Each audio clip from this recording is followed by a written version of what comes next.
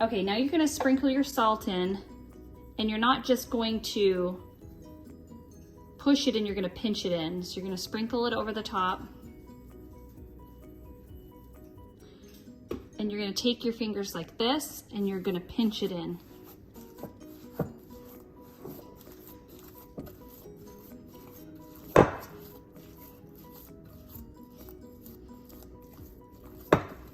Then you're gonna do your first stretch and fold.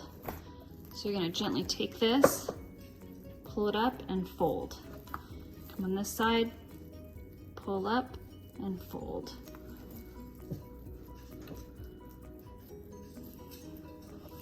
The dough is supposed to be really sticky. But you basically just wanna move this around, get the gluten forming. And you will see that instead of breaking, it will start stretching.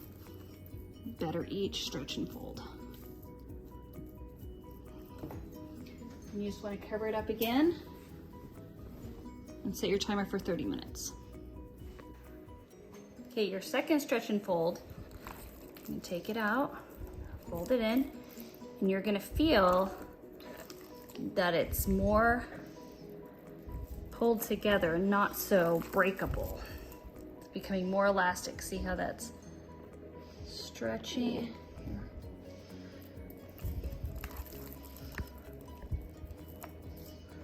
Stay still. You gotta stay still, buddy. Keep it right there.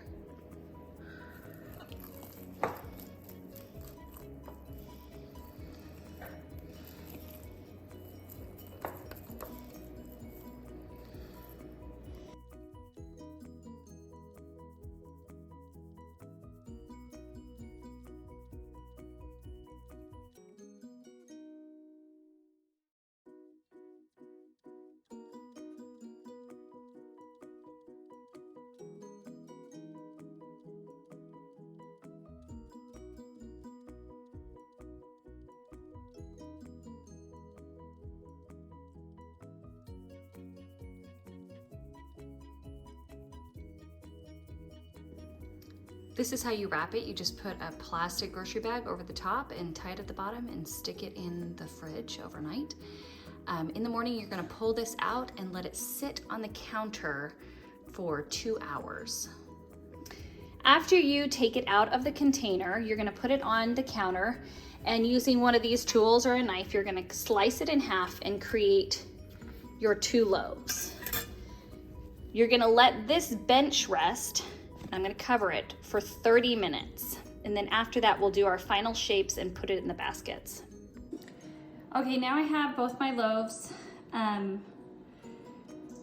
bench rested for 30 seconds, and I put them over here, and I'm gonna put them in there. I'm gonna do their final stretch here and put them in their Banneton baskets. These are Banneton baskets. You don't have to have them. You could use a Pyrex bowl, but this is what gives it its artisan look.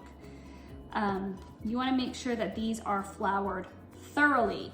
I splash them with a little bit of water and sprinkle them heavily with flour. So I've got some water in them. You can see all the flour that's coming out. I'm making sure that it's really coated. Because the problem is that if you get your very sticky dough in a basket and can't get it out, it's very, very sad. So I'm gonna do both my baskets. Get this all the way in there. Make sure it's really coated. Okay, so now that my baskets are ready, I'm gonna do a final fold on this. This fold is going to create the air pockets in there. There's a lot of air in this dough already, but this is gonna create even more. So you're gonna gently work it. This is just a very sticky dough. It's something you have to get used to. And you're gonna pull it out. And you're gonna fold a third here. Pull this out and fold it this way.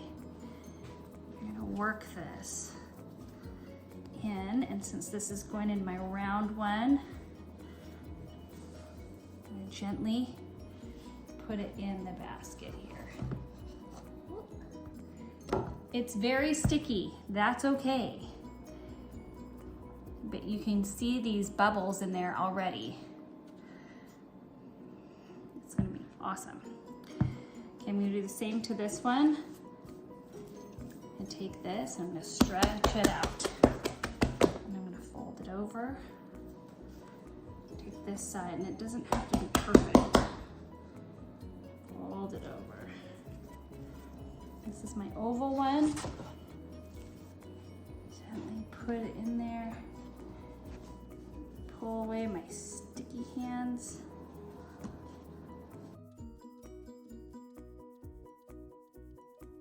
We're gonna put these beautiful loaves into the refrigerator for 2 to 4 hours covered, and then we will be on to our baking stage. You wanna use a cast iron pot and put it into your oven about 15-20 minutes before, there's my oven, so it has time to preheat all the way to 500 degrees. You're gonna take your sourdough and you're gonna release the sides. Just gonna pull it apart. Not pull it apart, but pull it apart from the edge. And then you're gonna plop it right in the center. You've got this beautiful artesian design. You're gonna score it by doing whatever design that you want. I'm just gonna do a line kind of across the middle. And then you're gonna get your big cast iron pot and plop this down onto it. This pot is extremely hot, so you wanna be really careful in putting your sourdough in. You're just gonna put it right down the middle. Put the top back on, and the reason you set your oven to 500 is because you're losing temperature as you open it up to take this out. And then as soon as you pop it back in, you'll put it to 450. Once you hit your half-hour mark, you just wanna pop in here, take off the top.